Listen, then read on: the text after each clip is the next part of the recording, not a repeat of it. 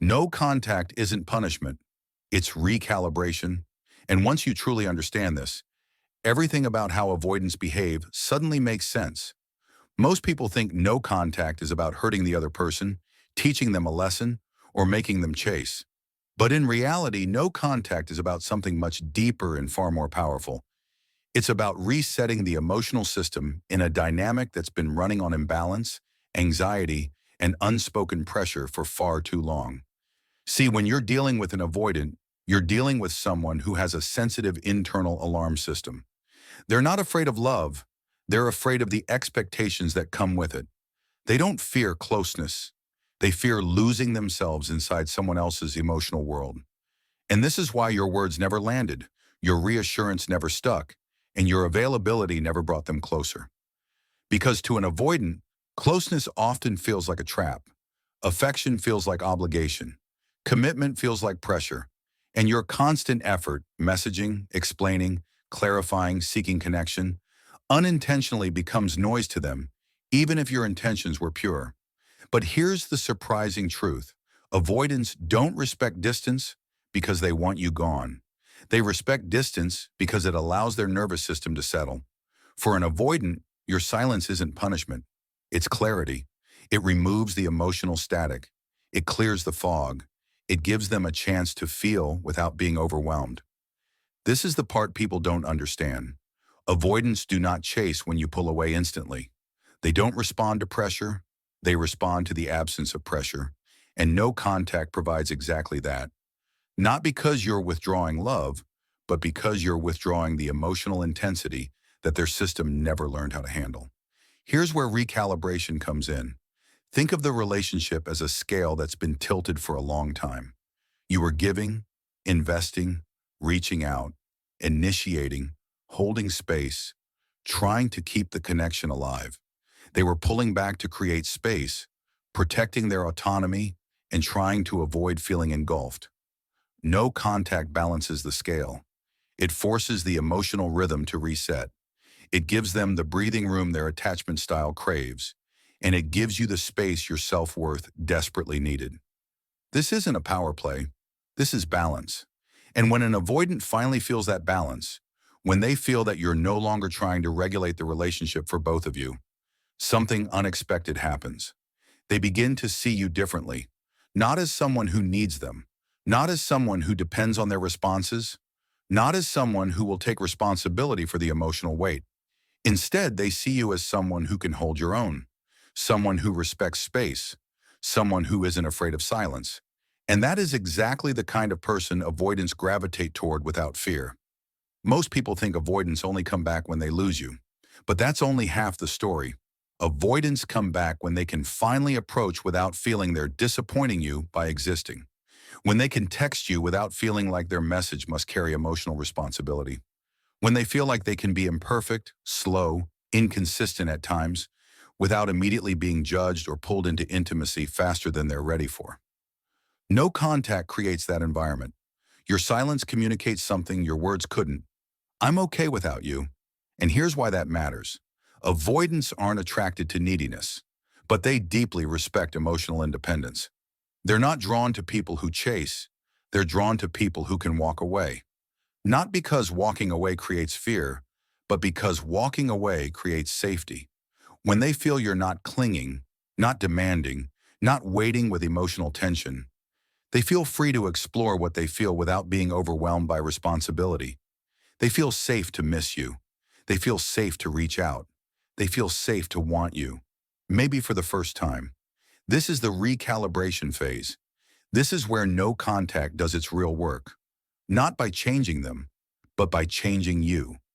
No contact forces you to stop trying to control outcomes. It forces you to stop overfunctioning. It forces you to stop bending yourself into emotional shapes just to maintain the connection. You stop being their emotional caretaker. You stop being the one who rescues the communication.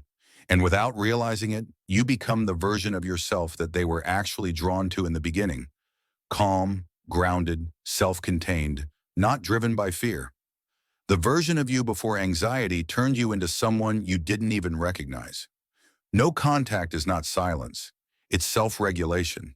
It's you stepping out of an unhealthy emotional dance and saying, I will no longer participate in a rhythm that drains me. It is the single strongest boundary you can set with an avoidant. Not because it pushes them away, but because it removes the dynamic that made them withdraw in the first place. And here's something incredibly counterintuitive. Avoidants don't respect people who tolerate their inconsistency. They respect people who step back from it. Avoidants don't admire people who chase them. They admire people who preserve their dignity. Avoidants don't trust people who abandon themselves to maintain the connection. They trust people who maintain themselves even when the connection is uncertain. Your no contact shows them all three of these traits without you ever speaking a word. And because avoidants process their emotions slowly, far more slowly than anxiously attached partners, they need silence to reveal what they truly feel. They need absence to see your value clearly. They need space to experience longing safely. They need time to realize that they didn't lose peace by losing you. They lost you by avoiding peace.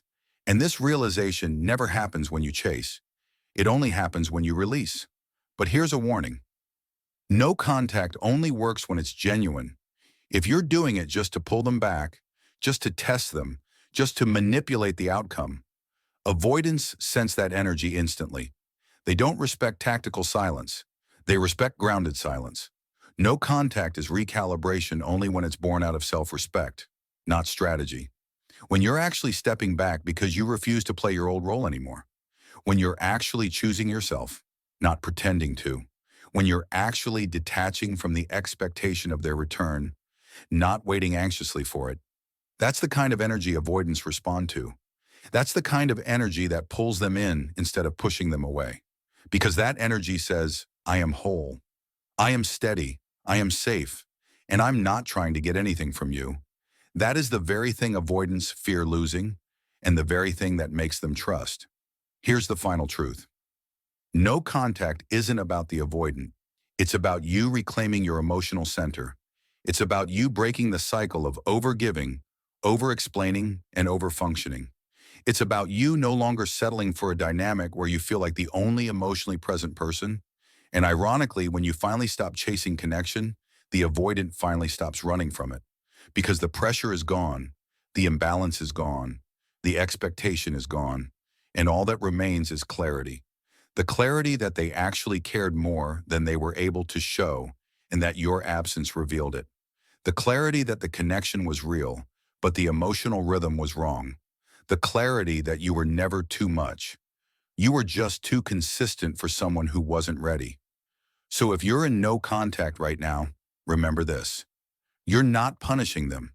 You're not disappearing to hurt them. You're not trying to make them chase or realize your worth. You're recalibrating the system. You're restoring balance. You're giving both of you the only thing avoidants respect. Space that feels safe, not cold. Distance that reduces pressure, not connection. Silence that signals self-worth, not anger. And once that recalibration happens, once both of you return to your emotional baseline, only then can the avoidant approach with authenticity, curiosity, and genuine affection. Because for the first time, they won't be approaching out of fear, but out of clarity. And that is why avoidants respect no contact. It's not punishment, it's peace. And sometimes peace is the only thing that brings someone back in a way that's real, grounded, and lasting.